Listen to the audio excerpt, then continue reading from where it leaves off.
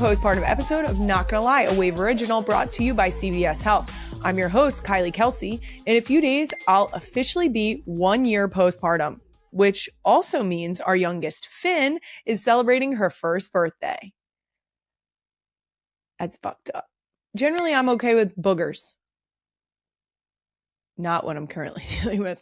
And this week, no, I'm not saying that.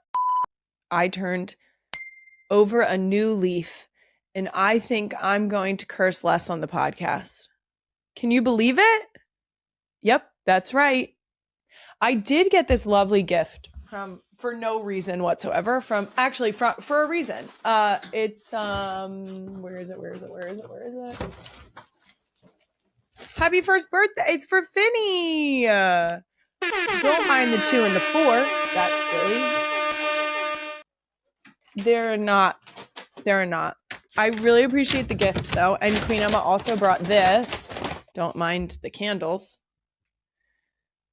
I may or may not have turned 24 yet. We're ignoring that. You're an asshole. You're such an asshole. Happy birthday, Kylie. We love that you love your birthday. No, fuck my birthday. This is an ultimate chocolate cake. If you haven't had it, you should have it. It is from Wegmans. This is the best chocolate cake on the market. You can't convince me otherwise, but thank you so much, Queen Emma, for that sweet gift for Finny's first birthday. Woo, woo, woo. Okay.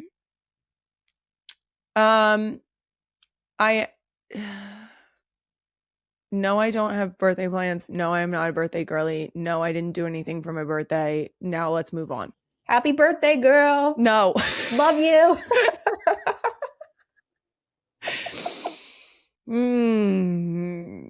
Coming up on today's 1 year postpartum special, I'm going to get honest about this past year as a mom of 4, how I'm recovering a year after giving birth to Finn, plus we'll check in on the girls' relationships with their baby sister and what Finny has been up to recently.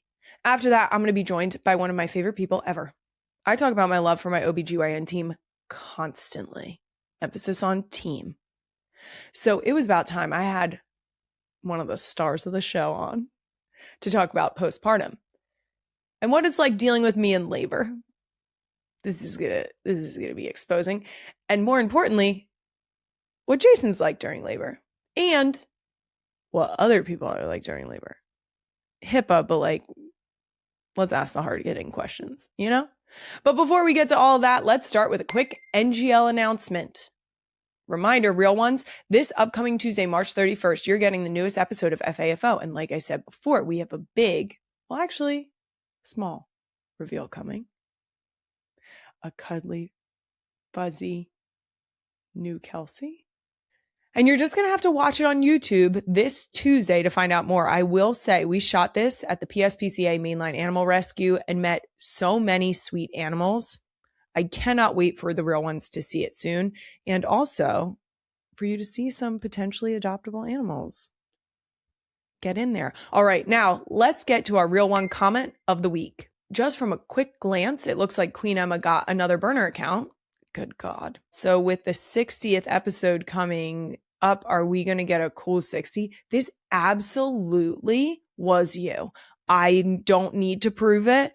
The proof is in the pudding, and the pudding is this comment. You did this. No from the desk of Queen Emma. Wow, girl, 60 episodes. Congratulations. What a milestone. I don't know about you, but celebrating with a cool 60 for episode cool 60 sounds pretty classic to me. And we love that numerology. You're a jackass. Kay, let me know. Hope you like the balloons. Love you. Kay, thanks. Bye. And then she chanted, fan vote, fan vote, fan vote, fan vote. Who said that? That's what she typed. I'm not saying that. I'm saying that's what Queen Emma typed. I have seen comments of people saying that they enjoy a 45-minute episode. And by 45, I mean 48, because we have to fit in the ads. Because our Queen Meg is 6 she's ads. Doing her job. Yeah. There's probably one of those comments. Maybe 2 of thousands. Okay, we can put it to a fan vote. We can put it to a fan vote then. We did it, guys. Fan vote. I can't wait. All right. Cool 60 it is. She's catching me on a down week, but be cool, guys. And the winner is a cool 60. Great job, everybody. We did it. All right, now that that's been handled, let's get right into this 1-year postpartum edition of Can I Be Honest? And today I'm kicking things off by getting honest about an entire year of being a mom of 4, starting with an update on one of the biggest questions I had this time last year. How are my older girls adjusting to their new baby sister? Well, let me tell you. Ellie and Finny are best friends. Ellie actually told me, oh no, Benny told me the other day, this is a big deal. Benny told me the other day that her and Finny were going to be best friends. Now, it was a were going to be best friends. So it's future tense. And so from that, I think we're not quite there yet, but she has figured out how to make Finn laugh. And as with grown adults, it's the same with children. When they can make a baby laugh, they feel as though that is an accomplishment, as it is. And they've been doing an outstanding job doing that. Now, Wyatt likes to be in charge. Nothing new. So she likes to be given jobs like, hey, put Finny back in the gate when Finn escapes from the living room. Benny only wants to really make her laugh or pretend that she's a baby doll. We're working on it. There's been a lot of things put on Finn's head. And by that, I mean headbands, ears, hats, dresses. And I said on her head. I didn't say on her body because Benny thinks that she can dress Finn. And so she'll just put the dress over her head. And then Finn's sitting there with like a dress covering her face going, and you know, yep. So it's going pretty good. I would say that Finn has an affinity for Ellie right now. But I say right now because it's ever shifting. I will say Finn is not speaking a lot. I'm not going to be that mom that's like, my kid says blah, blah, blah, this many words. No. But I will tell you, one of the things that she likes to do is call for Ellie. And Ellie is sweet enough that Ellie will typically call back. So Ellie will stand in the other room and go, Finny. And Finn will sit in the other room and go, hey. And it's very cute. And she doesn't always do both syllables. And it doesn't always sound like Ellie, but she does try to yell back to Ellie, which is a very cute practice that I encourage a lot. So yeah, it's going well. They have accepted that she is a human being and not just a blob, which is great because now she is sort of toddling along a little bit and trying to get involved. It is very sweet to watch her, which we've seen this with every child, Ellie on, that they just want to be involved. And so to see them sort of crawl into the mix is just very heartwarming. And then when their older sisters actually try to involve them, it is so sweet. Now, that would be like the Instagram version, okay? When she crawls in and she tries to get involved, and then their sisters hand her a Barbie or a toy and try to let her get involved. The real life version, which is, I would say the majority of the time, is when Finn tries to crawl in and get involved, and then she gets yelled at and they try to like edge her out and push her back so that she can't touch the perfectly framed house that they have put together and strategically place the characters that are playing. So just let's manage expectations here. I'm not saying that my kids play nicely all the time. The biggest difference from going from 3 kids to 4 kids, there was a while when we were choosing to try for what is now Finn, where I kept thinking that I had forgotten a child, like that one was missing. I think it had a lot to do with the age that Benny was and the progression, because it just felt like I didn't have a baby with me anymore. Either way, it feels very comfy and whole. It feels very balanced. I love even numbers. I've said that on the show before. Something I often get asked about is age gaps. At this point, after having Wyatt, I was already pregnant with Ellie. That's bananas to me. The idea, I still can't fathom that I got pregnant less than a year postpartum. That is crazy bananas. When people tell me that they've gotten pregnant, really, I would say within the first year postpartum, I just want to wrap them up in a little burrito and just rock them. I want to rock them because as much as you are excited about it and it's amazing, whoa. Because getting a year out, I was just thinking this the other day, getting a year out feels more stable. And I don't know if it's just the hormone flush or your body going back or your organs being back where they're intended to be, or your joints feeling more stable, or maybe just like sleep is probably better by a year out. All of these things that come together to just make you feel like a year out has been my threshold of where I feel like if I start working out again seriously, that like I might feel strong again, or that I might feel like my body is stable. A 2-year age gap just feels reasonable because you've given your body time to adjust, but you're also not getting so far out that you feel like, why would I start over? Guys, I've told you before, if my last kid gets out of diapers, then the shop is closed, if you catch my drift. I will say Finny is still just cuddly enough that I do not have an urge for baby right now. Let me just say that. I like to leave it open-ended because I don't want the universe to hear me or my uterus. Nobody's talking to you. But I do think 4 feels good. And that's it for Can I Be Honest? Moving on. Let's get to a segment that's back for another year by popular demand. This time with some updates, presenting the do's and don'ts of talking to postpartum women 1 year after giving birth. First up, gotta start with the good old-fashioned don't. Number 1, don't ask her if she's back to her pre-baby weight yet. Better yet, don't ask her about her weight at all, but I'm going to tell you right now. Pre-baby weight, Kylie? Pre-baby Kylie? Let me say that again. Pre-baby body of Kylie? I don't know her. She doesn't live here. My body built a whole ass human being, okay? And you're going to look at me and you're going to tell me that I'm supposed to get back to pre-baby weight?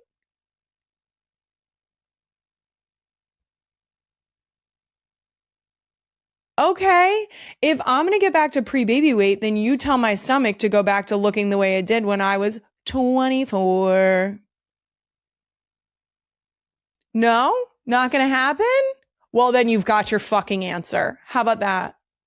That's ridiculous. Number 2, do ask how she's feeling a year after giving birth. This is such a great question. Let's check in. Let's care about her thoughts and feelings. Let's ask her how her body's feeling, how she feels a year after birth, how she feels that she kept a tiny human alive for 1 whole year. Good job, Mom. Number 3, unless you are particularly close with Mom, don't ask when the next baby is going to be on the way. Oh, I'm so serious. And I'll speak for myself here. Don't you dare ask if we're going to give it one more try for a boy. I swear to God. I swear to God. Don't ask me. Also, let's just put this into perspective. If you look at me and you say, number 1, are you going to have another one? Or number 2, are you going to try for a boy? You are looking at a woman who has had 4 children in, what was it, 6 years? How are you going to look at a woman who has had 4 children and be like, are you going to have another one soon? Are you going to try for a boy? So suck my ass. How about that for ASMR? Suck my ass.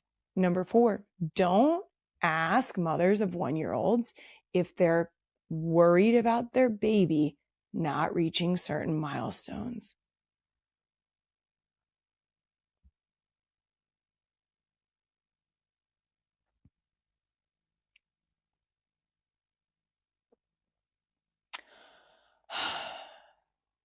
Ladies, if you are still losing sleep or letting milestones of children rule your thoughts, I'm going to need you to cut that out immediately.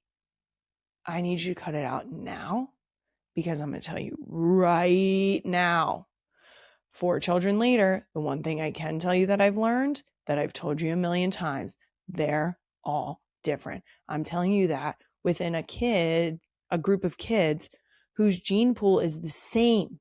It's the same gene pool and all their shit's been different. Okay. So how are we going to compare our kids to the neighbor's kids or your nieces and nephews or your friends' kids? That is some bullshit. Also, if you look at the thresholds, the range at which these children are supposed to be hitting these milestones, why is it so wide? What? That's right, because every kid is different. We got there together. So please don't do that. And also, make sure that we're not putting pressure on anyone else, okay? Sometimes we can say what we want to say. We can be proud of our kids. Wyatt was an early talker. She was. She wanted to chit chat. Ellie, that child didn't utter words. I mean, she said a couple words here and there. She did not speak to us until she was probably 18 months old. Okay? Like, speak to us. Like, really be like, oh, this can help me. Okay? She had words, but she didn't, you know what I'm saying? They're in the same house. They have the same parents that raised them the same way. Very close together, mind you. They were 17 months apart. Okay? Guys, cut it out. Don't let those comparisons steal the joy of the amazing things that you are watching your kids do. And in that same breath, if your kids are having delays and or are not meeting the thresholds, that's okay too. Okay? Because there are things in place to help you support them, and sometimes they're just not fucking ready. Leave them alone. That's it for do's and don'ts of talking to postpartum women, 1 year later edition. And now, a segment that's fun to say as it is to do. You know what's fucked up? And in honor of this special episode, you know what's fucked up? People still believe that postpartum only applies to the first 6 weeks after giving birth. That's crazy. I literally just said it takes me until I am typically a year out of giving birth to feel like I am more myself. This is fucked up because if you read studies about when you're healed, like truly healed, it isn't even close to 6 weeks. You go in for a post-birth checkup 6 weeks after giving birth. That's typically when you go in for your postpartum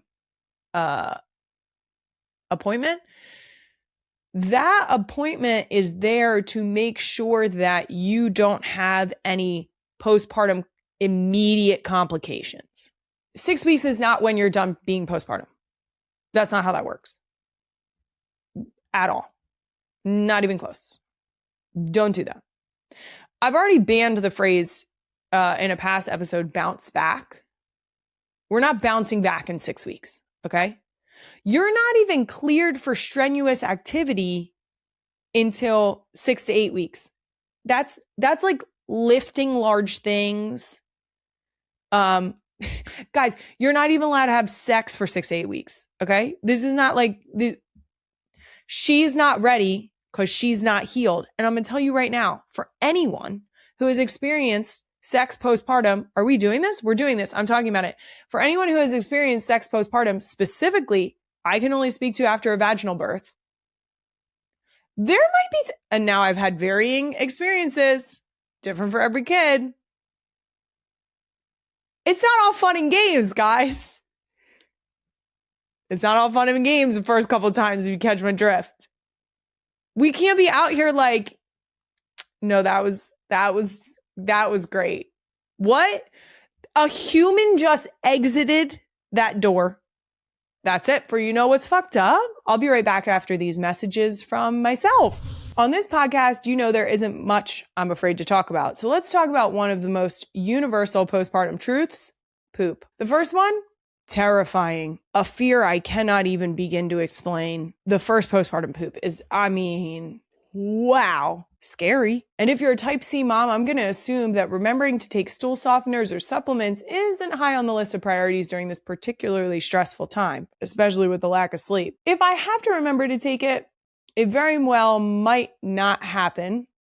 But Olipop, I remember that because I actually want it. Olipop is delicious, refreshing, and has 6 to 9 grams of prebiotic fiber to support your gut and help keep things moving. It's not a health drink you should have. It's a soda you want to have because it's delicious and it comes in 18 different flavors. You can get a free can of Olipop when you buy any 2 cans of Olipop in store, and they'll pay you back for 1. Shop at Walmart, Wawa, Whole Foods, and thousands of other retailers near you. Sign up at drinkolipop.com/NGL. And we're back. And so is Doom Scroll the Week Postpartum Edition. First up on this postpartum themed Doom Scroll, I've mentioned mom showers before on the show, and as a mom of 4, this is basically just a glimpse at my everyday life. The clip, please, Queen Emma, says point of view trying to take a shower as a mom. The mom is in the shower, and there is a tiny baby face with a pacifier peeking around the corner of the curtain. Let me tell you about this. Queen Emma wants to know how many times a week does this happen. Anytime I get in the shower. Literally, anytime I am not in their view, they want to know where I am. Let me explain. I go in the shower. We have a glass door on the shower. I will go in the shower. Kids will come up. I can hear them run into our bedroom because they sound like a herd of elephants. One child will sound like a whole herd of elephants. They run into the room. They come into the bathroom, and typically they go, "Mom," and I say, "Yes." And they go, "Mom," and they say, "Yes." And they say, "Mom," and I say, "Yes." And they say, "What are you doing?" Well, I think I'm showering. And then they proceed to try and wipe the glass on the outside. And then they yell at me when they realize they can't wipe off the condensation and that I have to wipe off the condensation in the inside. And so then it turns into, Mom, I can't see, Mom, I can't see you. Mom, I can't see you, as if I want them to see me. Last scroll, it's good to know I'm in good company with my ridiculous postpartum baby hairs situation. Let's see this clip, please, Queen Emma. Oh, it says them. Oh, you're a year postpartum? Me. How did you know? She has, let's call it 3-inch hairs on either side of her head sticking straight out, as if she has a handlebar mustache, but it goes out from both sides of her ears. And I say that in a loving way, okay? And I got a shout out to @TillyToDo's caption. It says, "Love my horns." See, here's, I always try to look at the positive here, okay? And that positive is that she can tuck those behind her ears. They've gotten long enough. The couple of baby hairs that I have, I really did get them today. I got them today. Fuck you guys. I got them. I'm talking to my hairs, by the way. It's this spot here, mostly this side, my right side, and sometimes this spot here, but always dead center top, okay?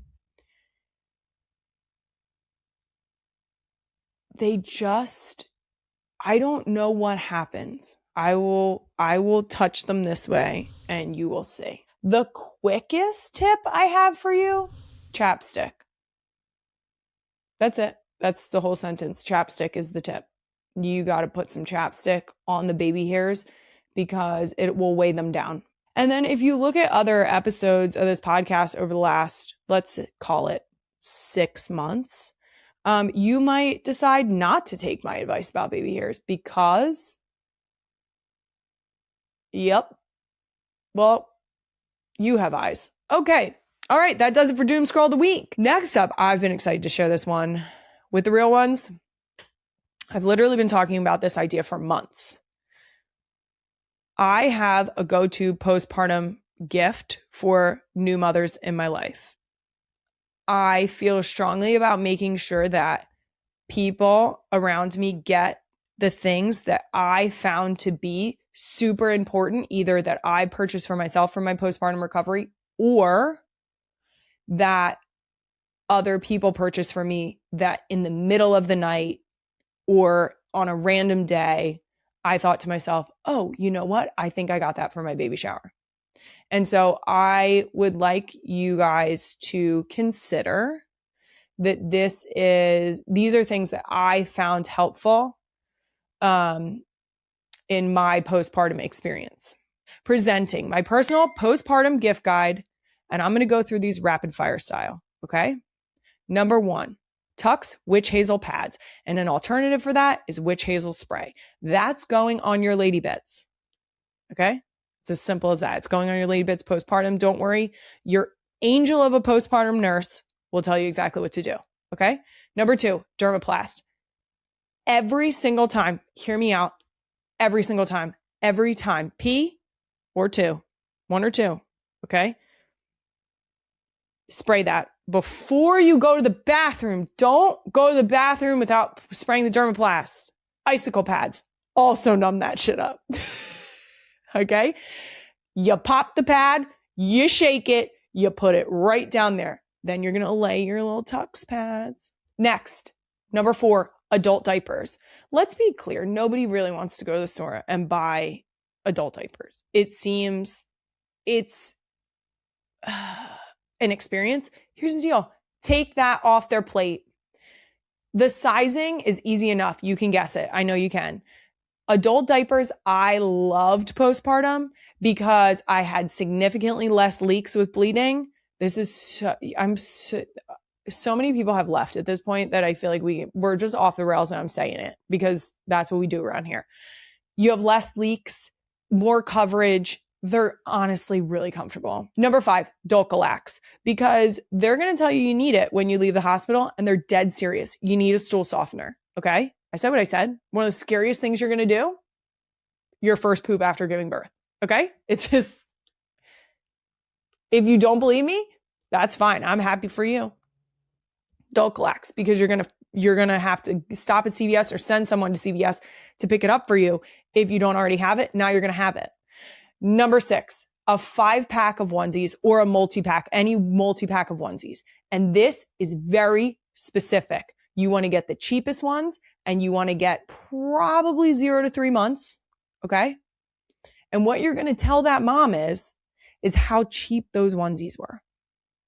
And you're going to emphasize that if that baby has a blowout, that they are to throw it in the trash. And right in that same camp, number 7, puppy pads. You want to know why? Because if it's really bad, you put a puppy pad down, okay? You change their butt, you roll up the puppy pad with all the mess inside, throw it in the trash. You know what it got on? Nothing, because the puppy pad had your back. Number 8, baby Tylenol, because it's something that months after I had given birth, I thought to myself, I need to give this baby Tylenol, and I found it in the drawer because I had not personally purchased Tylenol because it didn't even cross my mind that I would need it in a pinch. And then I was in a pinch And it was there. Same thing, gas drops. Are they a hoax? I'm unsure. Does it make you feel better about giving it to the baby when you're really going through it? Probably. Number 10, a baby thermometer. Because again, you need it when you're in a pinch. And sometimes you're in a pinch at 2 a.m. Baby thermometer. Number 11, baby nail trimmer. Okay? If you want to do the little Dremel one, some people feel better about that. If you want to do the little trimmer, some people feel good about that. Whatever you feel in your soul, get that one. But mom doesn't want to look like she came across Wolverine. Okay? So get a baby nail trimmer. Number 12, snacks. I feel like that one's pretty straightforward. Number 13, an adult beverage if they enjoy that. And if they don't enjoy that, get them whatever non-adult beverage they enjoy so that it can be crispy and delicious and they can have it whenever they want. Number 14, butt paste. I prefer Desitin because I like to spackle their asses, okay? Just thick as can go on. That's what I'm bringing in. That one, you think it's for a baby. It's not. Because if you can avoid a diaper rash, your life is going to be easier. Number 15, nipple cream. Pretty straightforward. If they are choosing to have a breastfeeding journey, it might be soothing. Number 16, and this one I'm very serious about, pacifiers, but as many different kinds as you can find. You want to find I'm talking 5 different options. And number 17, hand sanitizer for mom for in the middle of the night when you change the diaper and it's dark and you're not 100% sure what got on your hands, just hand sanitizer. And hand soap. That, you guessed it, is for the guests who want to visit your baby. Because the first thing they're going to do when they walk through your door is wash your hands. Wash your hands. And that's it for my postpartum gift guide. Let us know what your go-to gifts are for the moms in your life and what I should be adding to this list by tagging us at NGL with Kylie. I'll be right back with my OB, Dr. Divine.